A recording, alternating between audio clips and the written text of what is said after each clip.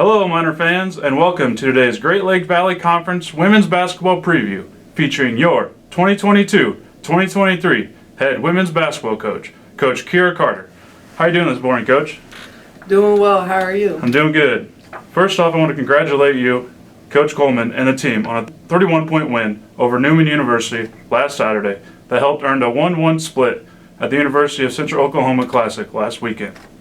As we look ahead of the upcoming GLVC schedule, the Miners will open their first 3 games on the road starting this Saturday at Southwest Baptist University at 1 p.m. On Monday, November 28th, the Miners will travel to Drury University to play the Lady Panthers at 5:30 p.m. and S&T will conclude this stretch at Missouri St. Louis on December 3rd at 1 p.m. in St. Louis. Coach, through your first 5 games, what are your thoughts so far in the season, and what goals do you have for this group entering GLVC play? We've played a really tough non-conference schedule, and it's kind of funny just how things worked out. So my first year here, we had COVID and we couldn't get any non-conference games in. And then last year, trying to get into these classics is pretty tough because everyone's kind of buddied up in their groups of 4. So this year we were able to get into 2 classics, which pinned us up against some tough non-conference opponents, which has been really good for us. We've learned different things through each weekend, and we've grown from each experience, and it's been awesome to play, a team like Walsh. They were an NCAA tournament team last year, and yeah, they have a different team, different coach, but they're still a well-structured team. Wisconsin Parkside was an old GLVC foe, so that was a good game for us. We took losses in both of those games, but we battled in different capacities, and we grew in our defense and worked on consistency. And then last weekend at Oklahoma, as you had mentioned, we split there. And we played a Central Oklahoma team, and we didn't really know how they would be. They had a lot of returners, and their new head coach is from Cameron University, and she did a really good job there. And they played an up-tempo offense, a little chaotic. So we put up a lot of points on the board, and we gave up a lot of points as well. But we brought it back with Newman, and we played a full, consistent game, and we just really locked into our defense. And that was our first non-conference D2 win since I've been here. So obviously we want to win more games, but we have to we have to acknowledge the growth that we've had. It's all relevant, and so we're growing as a program, and we've shown that we can be consistent for 40 minutes, and so that's something that you and I discussed, kind of after that game, and consistency is going to be a big word for me going forward. The Bearcats, they enter at 3-2. They're coming off a split at 1-1 in Puerto Rico. Emma Perry is currently leading the team with 12.3 points per game. However, this SPU team likes to spread the ball around. How can our defense continue to be dominant in this game? They're an interesting team. I've started watching film on them, and they've got a lot of new players, a lot of transfers. They got a 6'6" post in there, so it'll be different. We haven't quite seen that before. Transfer from SIUE. Emma Perry, as you mentioned, she doesn't have a shot she doesn't like, and she'll hit them contested. She'll hit them in your face, hit 2s, hit 3s. So she's going to be tough for sure. And then they've got just kind of different players in place, and so I think they're kind of trying to figure out who they are and who they're going to lean on for their scoring. But that's tricky, as you kind of alluded to. They're going to spread the ball around, and they're going to have different players that are going to be capable of different nights. I did see they went to Puerto Rico. I don't see any film up from that. But that's interesting, too, because their opponents there are not opponents that we're familiar with. So I'm not sure, kind of what that style of play looked like. But their non-conference games, they had a couple of tough matchups there, and, they got a good win in that. So all that just to say it's going to be an interesting matchup, a little bit of a wild card. Now they do play a similar style that they've played with Coach Kaiser there, and, she does a good job and gets them playing hard. They like to run a lot of high-low stuff in the post. So, we'll have to, it'll come down to post play, but they also have some snipers out there on the perimeter. So, the big thing though for us is, like, as much as they do those different things, we'll have to lock into what we do, our principles, and, make it difficult for them. And then they're going to have to guard us as well. So, as you talked about shooting, let's talk about Laura Rodriguez for 1 second. She scored 20 points in her first 3 games and erupted for 25 points against University of Central Oklahoma and 24 points the next day against Newman. Talk about her leadership, the energy she brings on the court, and what she brings entering her final season of college basketball. It's her fractured nose and the mask, She's got that mask on now. It was just a matter of time. She kind of settled into the season. I think our upperclassmen have a lot of expectations for themselves. I think they want to perform at a high level, so I can imagine that might have been, weighing on her and the other upperclassmen, Alex Kerr, Michaela Davis. But, they're kind of settling in. We're finding our chemistry as our team. We're finding our rotation, too, as a coaching staff. But Laura certainly provides a lot of leadership and just her poise on the court. She's got a good pulse with her teammates. She gets along with the underclassmen, has respect with the upperclassmen, and she's a fierce competitor out there, and I think everyone in the league kind of knows that. She's got a little spice to her, On November 28th, S&T will travel to the 3-0 and ranked number 10 Drury University Lady Panthers for a tough road matchup. This season, Terrion Moore and Kaylee DeMitz-Holtz are both transfers. However, they were there last year, are their top scorers for this year. With Drury coming in as the favorite to win the GLVC, how can our guards and post be effective against them this season? One thing about Drury is we always get up to play them. We're always excited to play them. That's kryptonite of our upperclassmen, and they want to come out hard. They want to try to get a win against Drury before we leave here. So it's going to be a battle for sure. Our teams always compete hard against each other. Sometimes those games can get a little close and very intense. But they've got another strong team. They've got good chemistry going. They've got other transfers in there that have been significant players for them. We already know they're going to press. It's going to be a up-tempo type of game. So the biggest thing for our guards is to stay poised with the ball, try to have good ball control, good turnover ratio. That'll be like the biggest thing with them because they're really good in their press. And then they just have talented players at each position. So again, we have to counter those things, but it's going to come to our consistency and what we can do. To conclude the 3-game GLVC road schedule, the Miners will face the Tritons of Missouri St. Louis on December 3rd in St. Louis.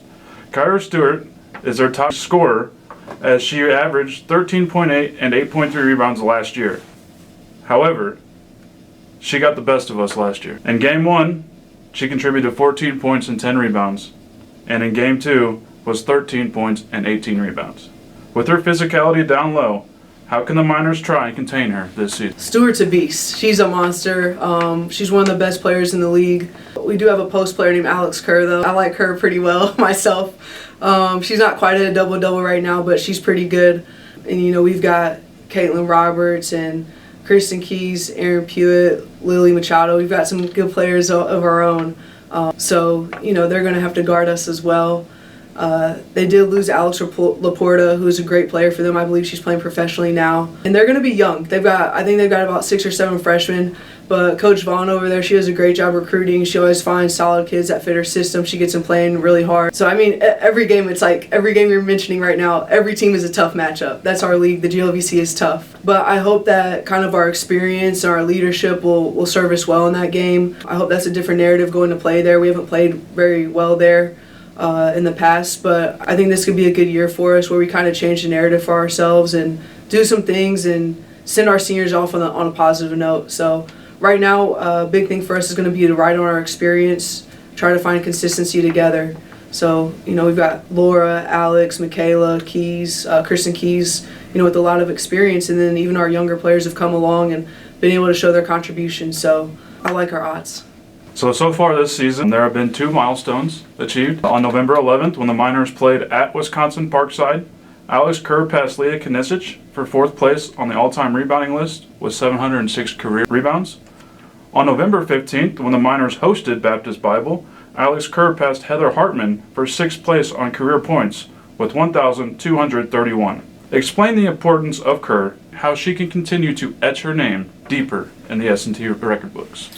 The biggest thing about Alex is the things you don't see. The things that our fans don't see, the things that the stats don't show. She's got awesome leadership, great energy. She's just passionate and works hard at everything she does. I got to shout her out right now. She just got into law school a couple weeks ago, and that's something she worked really hard over the summer on. She's doing workouts and everything. She was studying for the LSAT and put in a lot of work to put her in a position to get into law school. So that's really exciting for her. And that shows a lot about who she is as a person and the type of leadership she brings to us on the court. So that's going to help us going forward. And I know she cares about those statistics and, takes a lot of pride in her personal achievement. But I can tell you right now, more than anything, she wants to win this year. And she wants our team to be successful. So she's going to do everything she can to help us to be successful. My final question is, as every program has, what is your culture and what is your identity that brings this S&T team together? The culture we've been trying to build is based around our attitude, effort, energy, team, and together, or commitment together, rather. And so those are kind of the pillars that we're built on, that we talk about as a team and that we've been talking about since I got here. All of those are intangibles, and all of those are totally controllable by your own attitude and by your own energy that you bring to the table. So, we're fortunate to have a really, really great group of young women who've embodied those things, and, we tried to find them through the recruiting process. And as they've come here, they face adversity. Like, school is challenging, basketball is challenging, adjusting to college is challenging. But our returners have embraced it and embodied it and been examples of it. And then our newcomers have come in with that mentality as well. So consistency in doing all of those things will serve us well, and hopefully we can be a cohesive unit and do good things this year. At this time, please welcome the Missouri S&T Director of Athletics, Miss Melissa Ringhausen. As S&T gets ready to open GLVC play, what are you most looking forward to this season under Coach Carter? This is Coach Carter's third season, and I'm just really excited what she's doing with the team.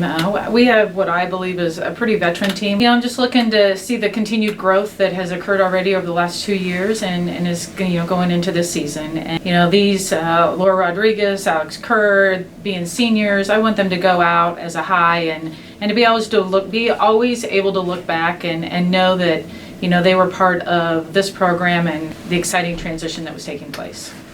As Coach mentioned, the first few games of the GLVC schedule is tough. What is your advice to this team? The GLVC has always been tough. Been in it for a long time. There is never an easy game. You got to put your work in, whether it's coaches putting their work in, scouting opponents, teaching it to the players being ready to go on game day, putting their all out there. There is no easy game, and every game requires you to step up and perform at your best. So it's sharing that with your athletes, but she's got a team that's been doing this for a while now, so they know what this is all about. And so I'm very confident that aspect is something that they're going to be ready for that. They know what GLVC play is all about. Mention our student athletes. What can these athletes do on and off the court to make sure they are successful for this season and beyond?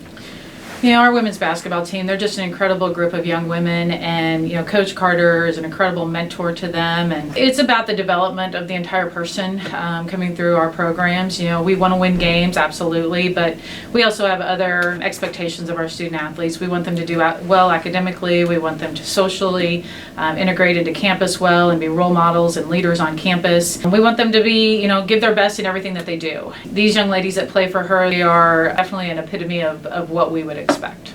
All right, fans. Well, that will conclude today's GLVC preview with Coach Carter. Thank you, and as always, go Miners.